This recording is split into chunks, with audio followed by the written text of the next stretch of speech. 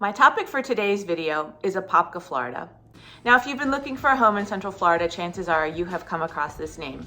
And when I think of Apopka, I guess what I think about the most is the nature that's available there. It's very, very stunning. I also like that some of Apopka is in Seminole County and some is in Orange County, which I think is really interesting. And of course, since I'm a realtor, I am very interested by the fact that there can be like a beautiful kind of gated community right next to open farmland. And that is something that I find a lot of in Apopka. But let's get into it in greater detail.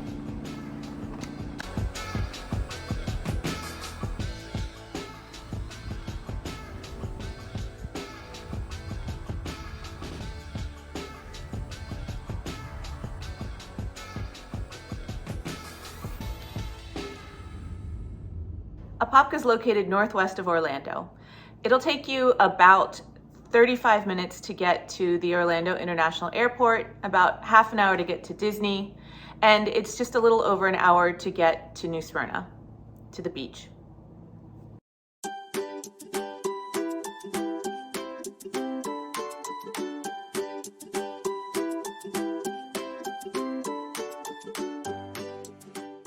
Welcome back to my channel, everyone. My name is Krista and I'm a realtor here in Central Florida. And if you're interested in all things related to real estate, please remember to hit subscribe or like this video or comment on it. Do you live in Apopka? I'd love to hear what your thoughts are on the city of Apopka. If you're interested in talking to me more about real estate, also there's a link to my calendar underneath this video. And if you're watching this on a cell phone, just click the title and all the information will populate on how you can set up a call with me. Let's start off by talking a little bit about the history of Apopka. So we had Native Americans founding villages on the shores of Lake Apopka. Initially it was the Timucua, and they were wiped out by disease in the early 1700s. And after them came a Seminole tribe at the same area. And by the 19th century, it had come to be called its current name, sort of. It was called Apopka by the Seminoles, and that translated to potato eating place. I found this information all over the internet, but I couldn't really find why it was specifically named after potatoes. I love potatoes. I guess they did too. If anybody knows why it was called Potato Eating Place, I would love to have more insight on that, and please drop a comment. In the mid-1800s, the agricultural opportunities available in Apopka attracted American settlers, and by 1857, there were enough Masons in the area to build a lodge. And this Masonic lodge actually is still standing in Apopka, and it is the very center of the city of Apopka. This lodge is still being used as a lodge, and it's the oldest lodge in the state of Florida. By 1882, Apopka was known as the town of Apopka City. And for about 100 years, it was also known as the indoor foliage capital of the world. And in this century, Apopka has definitely continued to flourish. There's a ton of new construction in the housing market, and lots of different businesses have relocated or set up shop in Apopka, including healthcare, tech, industrial distribution, and much more. And of course, Apopka has always had a focus on ecotourism. As I mentioned in the beginning, there are 27,000 acres of parks and recreation and 394 miles of biking and walking trails in Apopka. Of course, you don't have to live in Apopka to take advantage of this, but it's something that the city is definitely proud of.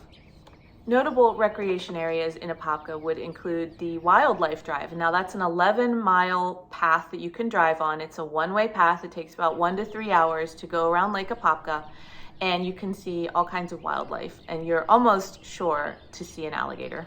Another spot you definitely don't want to miss is Kelly Park with Rock Springs. So Kelly Park was owned by a doctor named Howard Kelly in the early 1900s, and he donated it to the state of Florida in 1927. And if you want to go there, definitely, if you're going on the weekend, you have to get there first thing in the morning, because when the park fills up, it will be closed and you don't want to be disappointed. If you go throughout the week, the work week, you probably won't have trouble getting in. The water stays a beautiful 68 degrees year round, and it has a nice current. So it's sort of like a lazy river. And you can inner tube there, but you want to definitely grab an inner tube before you get to the park, because they are not available once you're already in the park. And there are different places as you're driving in where you can stop and rent a tube.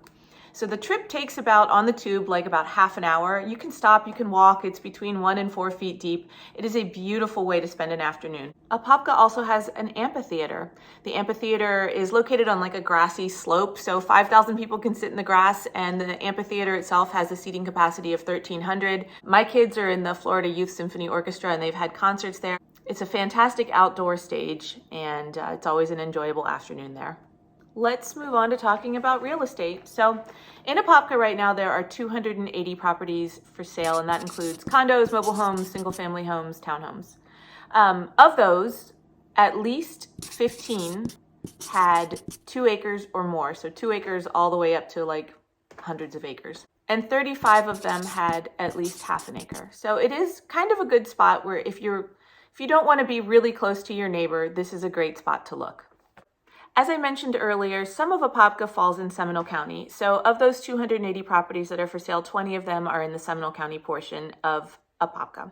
And Seminole County has the 4th highest ranked school district, depending on where you look, in the state of Florida. So it is a good way to get into Seminole County. There aren't that many properties in Seminole County, but if you are looking for those Seminole County schools, Apopka is also a place you need to be looking.